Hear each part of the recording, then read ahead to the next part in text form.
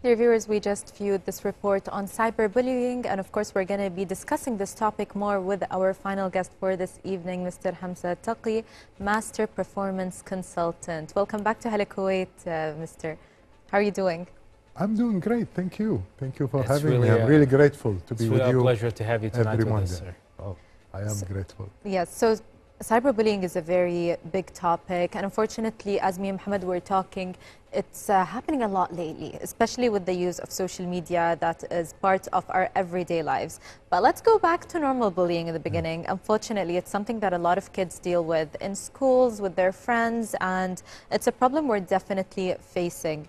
So can you talk about this problem and the different types of bullying out there? Yeah. Bullying is happening everywhere around us, and I believe is a cultural issue. But yes, bullying in itself, it's an unwanted or aggressive behavior by someone to another person, and usually it's because of I feel more superior, or I feel more powerful, then I treat you in a downgrading way by humiliating you, yes, or insulting you, or even threatening, or even hurting physically.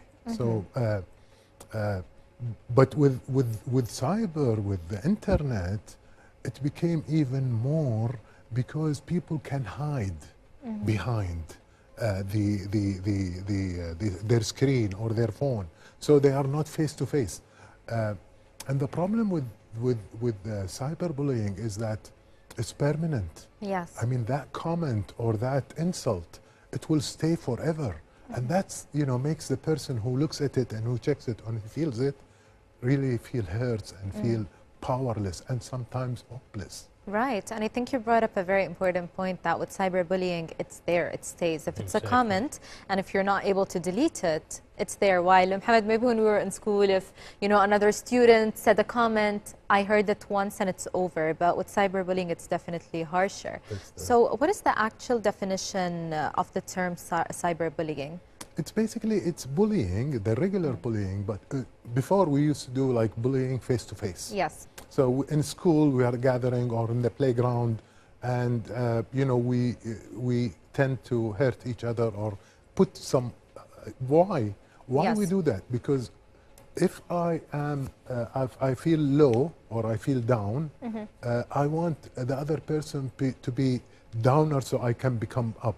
So because I'm more powerful, or because I have more friends or are more influential, I will pick on people who are unique in certain area, yes, be it in their religion or in their look, or for example, obese or skinny or whatever, or short or tall. Right. And in our culture, especially in Kuwait, I mean, I remember, and maybe not in your age, but I remember we call each other names as normal. Yes. It still exists. Yes, it still exists. It's a joke, it's normal. It's a joke. But if it's, see, there is a difference between conflict or disagreement than bullying. Bullying is your intentional for putting people down or yes, hurting them. So, and you do it repeatedly, and the repetition part of it that makes it really dangerous and makes people go toward, like, it has physical illnesses, has mental illnesses, right, and even it can really, people can go to hurt themselves because of their being bullied, because they feel hopeless. Exactly, it's very unfortunate. Yeah. Exactly. Will you please, sir, give us more examples of cyberbullying? What are the best examples exactly? Well, it happens in social media, as we all said, and in Twitters we see a lot of issues happening, in Instagram, but there is the the type of like social where you are trying to take an identity of a person and play that identity in public, impersonating someone, or using their pictures and playing around with the picture and putting them in a different body and putting that forward. It could be by email, people who spam you on email and send you, we have $200 million that we want to, they want give to us your bank Yes. account number. yes, give us your account IBAN, number. please. Yes. And WhatsApp in groups, we see it a lot. And, away from cyberbullying, on the streets, people who pull over you or they take your turn, or they are bullying. And Yeah. again, because they are in the car, they feel they are protected, they are not seen, they're hidden, Yes. they get away with it, They're so they do definitely it in their more. safe zone. Exactly. So same as cyberbullying, some people are sitting alone, and as you said, Muhammad, with fake names, so people cannot, and because it's difficult to track them, although they are trackable. Every single device that goes into it has an identity, Yes. IP address that anybody can catch them and find them, especially if they continue doing that. Right. Okay, so now we know the bullies, especially people who are cyberbullying others. Yes. How do we respond to them exactly? First, we have to capture the evidence. We must capture the evidence, so the evidence is with us.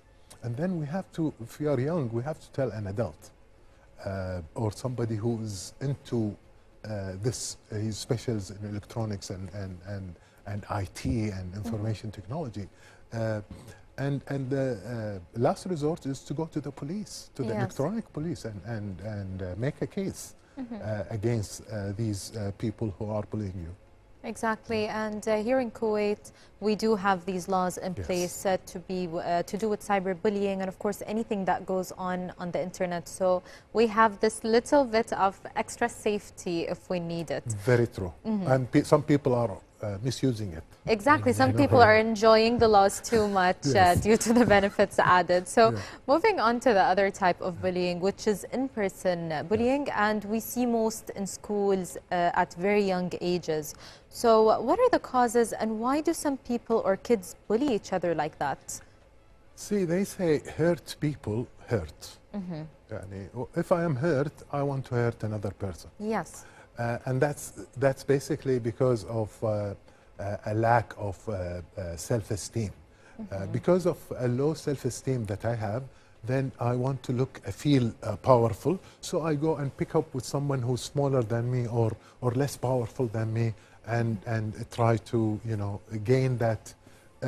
It's a feel like I'm more powerful. Yes. And sometimes some of the causes comes from the way they are brought up in a dysfunctional family, in the house itself.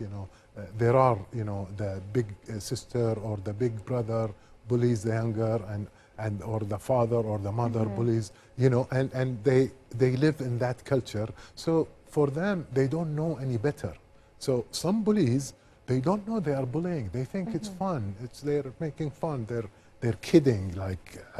But some people, there is even we are focusing on school. Even at work, there is bullying. It's everywhere, and it's a very dangerous issue. And we must. And doing this is very important to raise awareness, because the people who are bullied, they experience traumas, and they experience stress and anxiety, that they can get diseases that they cannot even. They lose their career and sometimes their lives. They go to suicidal. Yes. Now, thankfully, we have a good relationship with God, and we don't have that. But in the West, it's a lot. It's a lot. Exactly. It happens to from one person from two, like 50% of people who being bullied. Yeah. That's true. Whether in school or at work or in the community in general. Exactly. Yeah. Definitely, 100%. We've seen it a lot that a 16-year-old or a teenager has committed suicide due to being bullied by her friends, or cyberbullying, or whatever it is. And as you said, that's mostly in Western countries. Yes. And it's very unfortunate. And sometimes we even see the bullied person become the bully. So I can already tell there's so much effect on the actual person dealing with the bullying. So Definitely. what are the actual effects on kids and even on grown-ups that are getting bullied? The effect is for the person who is being bullied and the bullying person. and the people who are witnessing Yes. those, interaction, that aggressive interaction, because they feel it and they feel powerless sometimes, because the person who's bullying is usually is powerful, and or he's seen as powerful, and he has friends with him that help him out. So we don't talk like we should be stoppers. Like when we see somebody is bullying someone else, we stand with the victim and protect the victim, or take them away, or stand in front. It's not easy, especially if the person who's bullying is your friend. Right. You cannot, you want to be with them. And there are people who are, they just witness. They don't do anything. They just, they just witness it. And there are people, they participate. They are the supporters. They cheer and clap, and sometimes they take a video of the whole scene and make it viral. Yes. It's better to let our children and to talk about it, and there are now movies, and there are many studies are there in terms of bullying in school, and what to do about it in terms of like, for example, schools, they put policies, very clear policies, that we will not tolerate any bullying around, because they've seen it in other schools, what happens to the children. Now we're talking only children, even adults. In 1991, a postman worker, he worked in the postman. After he was fired, now he was fired for a reason that his colleagues, for a mistake that his colleagues, if they make, nobody will fire them. But because he's targeted, he's the target, he is being bullied, they fired him. And when they fired him, he came back to the office with a shotgun, and he killed 4 of the managers. And then he killed himself. That's how much they feel like hopeless. That, anybody who feels hopeless, if you go to a work or to school, and every day you witness that person who's gonna, bully you and make you feel hurt or make you feel threatened, you start not liking going to school. Exactly. You don't wake up, you don't want to, so your whole career goes to a splash. And here parents have a big role to be aware of their children. Sometimes the children, their behavior changes, they stay quiet, they go into their room, they want to be alone, they hate to go to school. There's changes in their physiology as well. So parents have to be really, watching their children, otherwise they can go to that level. Exactly, because a lot of parents, when their children don't want to wake up to school, dislike school, they just think they have a lazy child. Yeah, exactly. And they don't look at what might be happening in school, Muhammad. Yeah, so this type of bullying, Mr. Hamza, how can we solve it? Like, if it's increasing in this way, it might affect the students also. It might make them feel like not going to school anymore. As I said, we have to have clear policies, and it should be like educated within the school.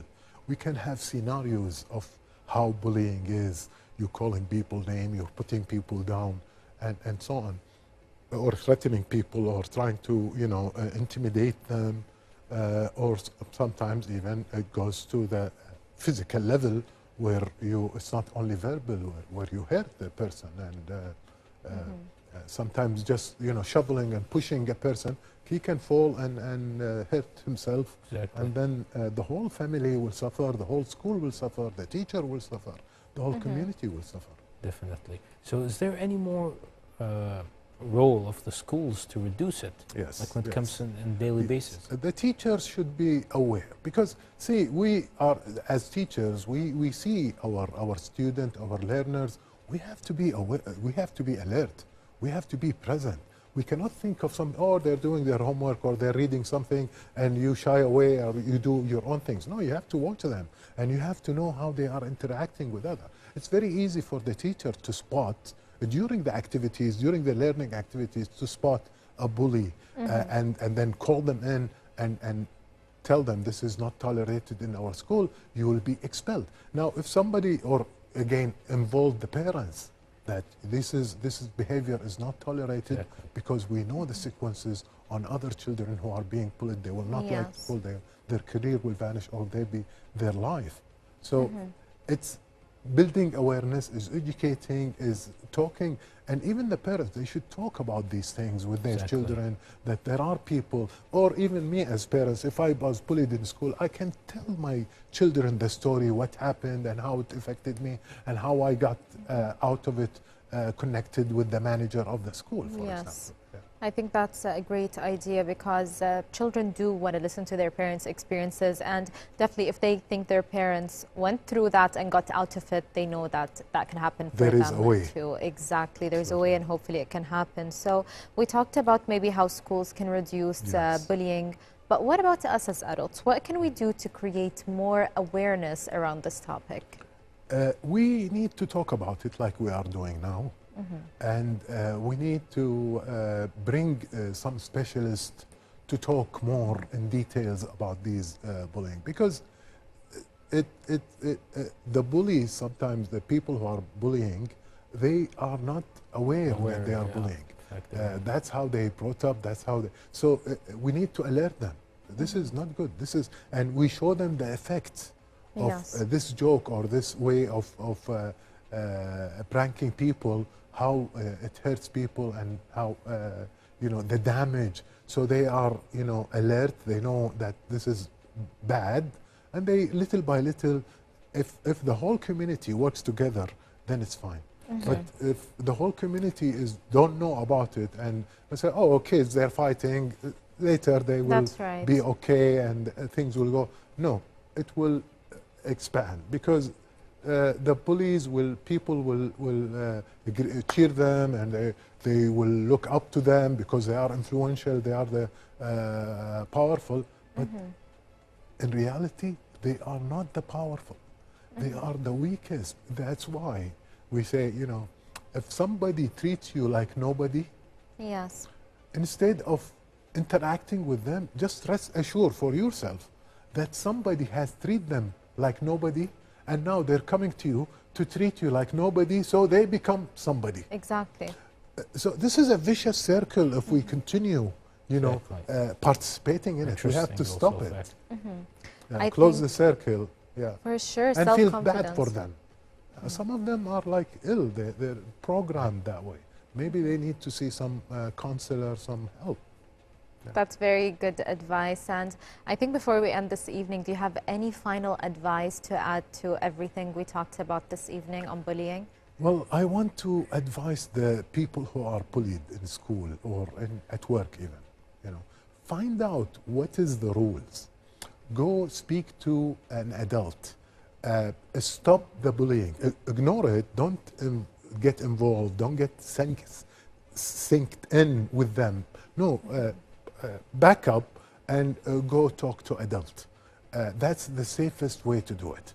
And have friends, because people who are bullying people, they're not coming, they try to catch them by themselves. And sometimes they do it in a management way, that they plan it, where they tell, for example, Mohammed, go to the door in the school, we have something for you, we want you to go there. So they tell a friend that you trust to tell you to walk to that door where nobody is there, and then they catch you there alone, and they might do whatever, hurt you or whatever.